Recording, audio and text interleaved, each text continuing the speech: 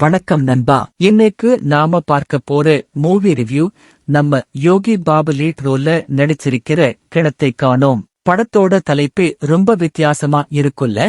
ஒரு ஊர்ல இருக்கிற கிணறு காணாம போனா எப்படி இருக்கும், அதுதான் இந்த படத்தோட ஒன்லைன். படம் எப்படி இருக்குன்னு டீப்பா பார்ப்போம். ஒரு கிராமத்துல அரசாங்க ஆவணங்கள்ல மட்டும் இருக்கிற ஒரு கிணறு, நிஜத்துல அங்க இல்ல. அந்த கிணறு எங்க போச்சுன்னு தேடுறதுதான் கதை. யோகி பாபு ஒரு அப்பாவி கிராமத்து இளைஞனா வர்றாரு. அந்த கிணத்தை கண்டுபிடிக்க அவர் எடுக்கிற முயற்சிகள், அதுல நடக்கிற அரசியல் குளறுபடிகள், இதையெல்லாம் வச்சு ஒரு நையாண்டி கலந்த நகைச்சுவை படமா இதை கொடுத்திருக்காங்க.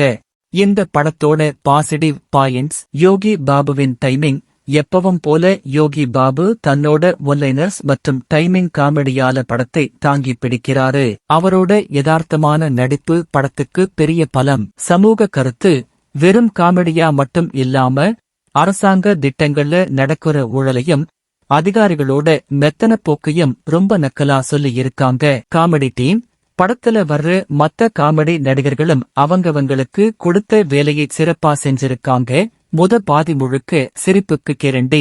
இந்த படத்தோட மைனஸ் பாயிண்ட்ஸ்: இரண்டாம் பாதி. முதல் பாதியில இருந்து அந்த வேகம் இரண்டாம் பாதியில கொஞ்சம் குறையுது. கதை ஒரே இடத்துல சுத்துற மாதிரி ஒரு ஃபீல் வருது. பழைய பாணி. ஏற்கனவே சதுரங்க வேட்டை மாதிரி சில படங்கள்ல பார்த்து சில காட்சிகள் ஞாபகத்துக்கு வருது. மேக்கிங்ல இன்னும் கொஞ்சம் புதுமை காட்டி இருக்கலாம்.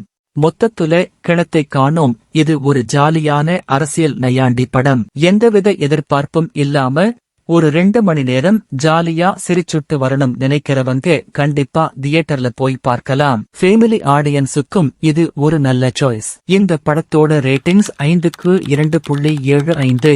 இந்த வீடியோ உங்களுக்கு பிடிச்சிருந்தா லைக் பண்ணுங்க.